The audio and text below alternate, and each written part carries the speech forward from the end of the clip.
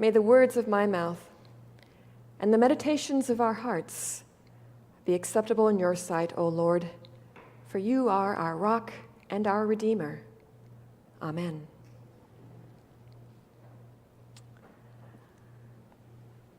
So last Sunday, we started a new worship series based on a strand of beads. And last Sunday, I think many of you received those beads as you walked in. If you did not get one, please look for them on your way out and make sure you have one to take with you.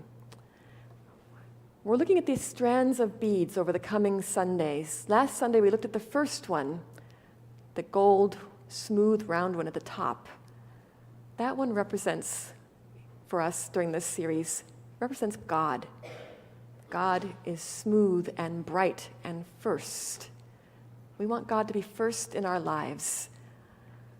And so as we learn new ways of approaching God, new ways of praying, it's always good to start with God.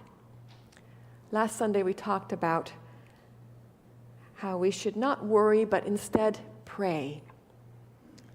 Start with God. Take our worries to God, and then listen for what God tells us to do. This Sunday we're moving along. We're moving along to the second bead in the strand. If you have it with you, you can finger it now if you like. It's a bumpy bead. Bumpy. And this bead represents the worries and fears that we have in our lives. Even those uncomfortable and perhaps painful parts of our lives that they're not smooth, they're bumpy. So bumpy.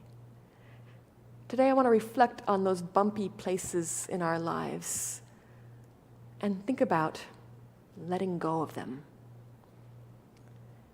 So we all have bumps. We have, sort of surprisingly, introduced a few bumps into this worship service already, because we try so hard to model for you what we're talking about. And sometimes God helps us and we're better at it than we thought we were going to be. So we have an idea of how we want things to go in our lives, or how we want them to go during our worship service. And we have this vision, at least I do, of it all flowing so smoothly. Here and everywhere I go, I want it to just be so smooth, like that God bead, you know? And yet invariably, we hit bumps along the way. We've talked about these things before. We all have experienced them. They can be natural disasters like hurricanes, right? That knock out the power, either here or far away. We all, I think, know what it's like to have a loved one die. That can be so very hard. Health issues come up, sometimes unexpectedly. Sometimes we see them coming for us or for others. I find raising children to be full of bumps. Our jobs can bring bumps, right? Sometimes they don't go as well as we'd hoped, or sometimes we lose them unexpectedly, and that can be really hard too, because so much of who we are, I think as Americans especially, is wrapped up in our work. And when we don't have that work, we feel a little lost. That can be a big bump. Some of us have had horrible experiences. We've been mistreated by people we trusted in our lives. It's horrible. Those are huge, huge bumps. Sometimes when we watch the news, even though we don't personally experience what we're hearing about in the news, they raise up bumps of fear. North Korea sending missiles over Japan, terrorist bombs in the underground in London. There are a lot of things out there that can make for bumps for all of us. And I think that fear is a natural and often good reaction to these bumps when they hit in our lives. Fear actually is, I think, intended to help us. God wants that fear in our lives to help us avoid other bumps, right? Or to maybe live in a different way so we don't run into quite so many bumps. I think God, too, wants us to have a smooth life, but knows that so often these bumps come along. We see these bumps, actual physical bumps, when we're out driving around in our cars. Oftentimes, we'll see a road sign that has a big, one of those big yellow signs that says bump. And if you're like me, you'll be driving along thinking, okay, I know it's coming, where is it? When is it gonna hit? And then bump, there it is. And really, it's, I think, kind of nice to think somebody else has been on this road before me and hit this bump and was thoughtful enough to stop and arrange for a sign to be put there so that when I came along, it wouldn't surprise me. Really, those guys with the Department of Transportation can be so very thoughtful at times. I especially like it when they put them right by those big, gigantic potholes. The ones that are so big that a small VW bug would just vanish if it fell into one. It's nice to have those road signs to help us. This past week, though, I saw a road sign around here that kind of took me aback. I was driving, I think it was on Back River Road, and off on the side I saw something, and I've only seen these in New England. It was a sign not too big, bright orange, and on it it said, "Frost heaves." Have you seen those? Yeah. I'm wondering, why don't they just put bump? Why does it have to be about me?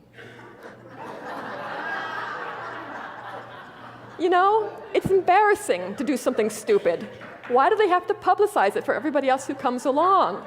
It's upsetting. Sue Frost had a major upheaval in her life right here in bright orange. Don't miss it. I first started noticing these signs when I moved to New England many, many moons ago from Alaska. I'd never seen them before, so they certainly caught my eye, especially because they were all about me, apparently. And I was kind of irritated. Really, why? Why embarrass me this way? And I thought about writing a lot of letters to, maybe every single Department of Transportation in New England and say, please, let's use bump signs. But that sounded like a lot of work. So I came up with a better idea. Not quite yet, Todd. Came up with a better idea. I decided that when bumps come along, sometimes having a sense of humor is the way to handle them. And it so happened that my cousin Kate from Minnesota was visiting, my cousin Kate Frost. And I said, "Kate, let's go take a ride. I want to show you something. Bring your camera." Kate's from Minnesota. I thought she might know what I was up to, but she had no idea. And so I drove her to a spot along the Massachusetts and Connecticut border because I wanted her to see something. And I said, "Kate, I'm going to stop here by this sign on the road, and we're going to take a picture." And we did. Todd, we have that picture handy?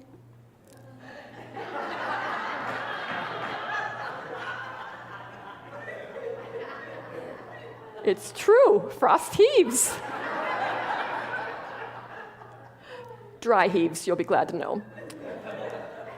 Kate said, "Oh, I got to take my picture too." So we traded spaces, and I took her picture. And just then, this car drove by, and they said, "Do you need help?" And I thought, well, yeah, clearly I need a lot of help. But it's just too hard to explain it all. So I said, no, we're fine. And then we sent these pictures to our parents. Let's make that go away, thank you. Because it's embarrassing, hitting these bumps, The bumps are bad enough. We don't need to let the whole world know, right? About every bump, it's embarrassing. And I think underneath that embarrassment is probably fear. If people knew how screwed up I really am, maybe they wouldn't like me as much. If God knew me as well as I fear God does, I know God does, will God still like me? What would people think? I love watching shows that deal with this aspect, this fear of embarrassment. One of my favorite TV shows is no longer on, but it was put on by the BBC. It was called Keeping Up Appearances. You know that show? I relate to Hyacinth, something big. If only I could pull off one of those beautiful candlelight dinners with the Royal Doulton with the hand-painted periwinkles. everything in my life would be good. And yet, really, it seems like I get into one bumpy situation after another, just like my poor friend Hyacinth Bouquet. It's embarrassing. We try so hard to look like we have our act together, don't we? I was talking about this with my husband Mike this week, and he said, I came across the same thing in a book I'm reading. Mike, for his, the last 30 years, has been talking about how someday he's going to retire and he's going to read lots of books. And so finally this week he started. He's reading a book about Learned Hand, the judge. And he said there's this very funny passage early on in that book, because Judge Hand's mother apparently was something like Hyacinth Bouquet and a little bit like me, and she wanted to keep up appearances. And the problem was that her dad had had sort of an unfortunate obituary written about him in the Brooklyn Eagle. It had said, Samuel Hand's mien was austere, and his manners were formal and unsympathetic. That, however, was only the shell of a kind disposition. Well, she didn't like that. So she told her son that he should rewrite that obituary. I don't know what they were going to do with this rewritten version, but she said, can't you make that sound better? And being the good son that he was, he did. He shortened it until it only said, he had a kind disposition. Took out the austere, formal, unsympathetic part. He had a kind disposition. I suspect his mother feared that the family would be judged and didn't want to leave anything behind that would leave them open for that. So along comes this Bible reading from 1 John 4. In it we heard, I hope, that our love is always flawed, because we are flawed. We have hit so many bumps in the roads of our lives, and we fear that others will see them and notice them and maybe think less of us as a result. Even on the day of judgment that was in that passage, the day of judgment will come. Will God look at us, our bumpy, beat-up lives, and judge us negatively? To that fear, the writer of this passage says, no. God is love. God is love. Everything God has done in history, all the way up to this point and going forward, is out of love for us, his creatures. God sent his son, Jesus, so we could see that. See a love so great for us that God was even willing to give up his son's life on the cross for you and me. So great that even when one of the disciples doubted, God sent Jesus back to reassure him. God comes back to us. God is with us. Sometimes it's not till later, maybe on New Year's Day when we're reflecting back on the year, maybe on a significant anniversary, we look back at our lives and we see all those bumps that we've experienced. And yet we also see how God's love has brought us through, and God's love will continue to bring us through. We don't need to carry those bumps around with us. We don't need to hide them. God knows them and loves us even so. We don't need to be burdened by those bumps in our lives.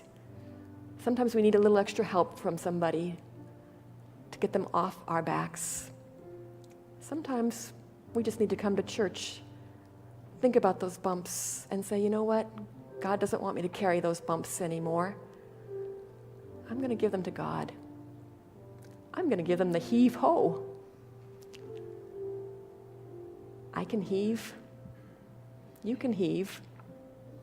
We can surrender all those painful parts in our lives and hand them over to God and surrender them. Let them go. Let's do it.